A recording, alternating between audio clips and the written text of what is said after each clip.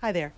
I'm 48 years old, so I'm in the age group that would be impacted to the changes to the Medicare program under the so-called Ryan plan. I'm also the caretaker of an elderly parent. It's common in my age group.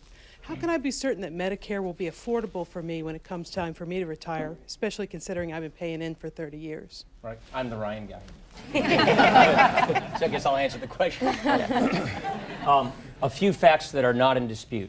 Fact number one, we have 10,000 baby boomers retiring every day and fewer workers coming in to pay taxes to pay for the program. Fact number two, healthcare costs, they're skyrocketing at about 4 times the rate of inflation, which is threatening Medicare's current ability to provide affordable, accessible care. Fact number three, all the independent experts agree, Medicare's going bankrupt. Medicare, along with Social Security, I would argue, are the most important federal programs we have.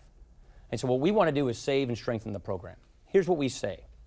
Number one, if you have retired already, or if you're 55 and above and you're about to retire, government made a promise to you.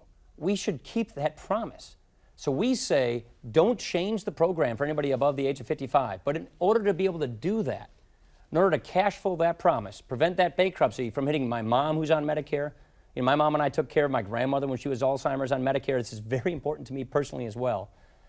You've got to fix it for the next generation if you want to keep it for the current generation. And the way in which we propose to fix it for 54 and below are to have a system that works like the one we have in Congress, like the one that President Clinton's Bipartisan Commission to Save Medicare proposed in the late 1990s. It's an idea that's had bipartisan support in the past.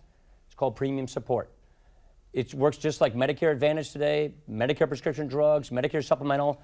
You get a list of plans that Medicare pre-approves that are guaranteed coverage options that you select from.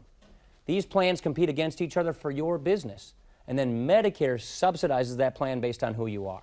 If you're a wealthy person, we don't think taxpayers should subsidize their health care as much as everybody else. If you're a lower income person, or if you're a person who keeps getting sicker, we think we should have increased subsidies. And so what we say is, starting for the 54 and below crowd when they turn 65, is take what we spend per person on Medicare, apply it to these people, adjust it, like I said, less for the wealthy, more for the poor and the sick, so that they can have plans to choose from and use choice and competition. Here's the alternative. The president passed a law. It's in law.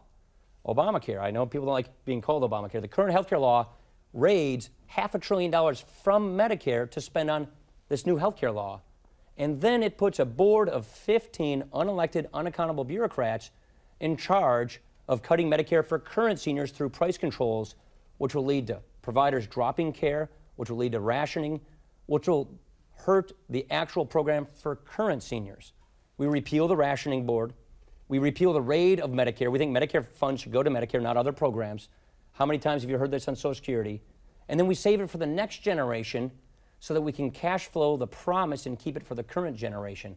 So when you turn 65, you'll have a program that will be there for you at the age you are, 48. I'm not that much younger than you. It's not going to be there for us if we don't do anything to save it.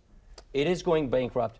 The sooner we act on this, the better off we are, and the more gradual the necessary reforms are. It will be British austerity. It will be painful benefit cuts to current seniors, tax increases on everybody like young people that slows down our economy if we keep kicking the can down the road. And it is the political careerism around here that has put us in the mess we are in, and you need leaders to step up and stop doing this. We put a plan out there. I don't expect everybody to like the plan, but at least we put a plan out there, and I would love to see our partners on the other side of the aisle put their alternative plans on there so we can get to the business of actually solving this problem. We need to kick this can over to Rebecca.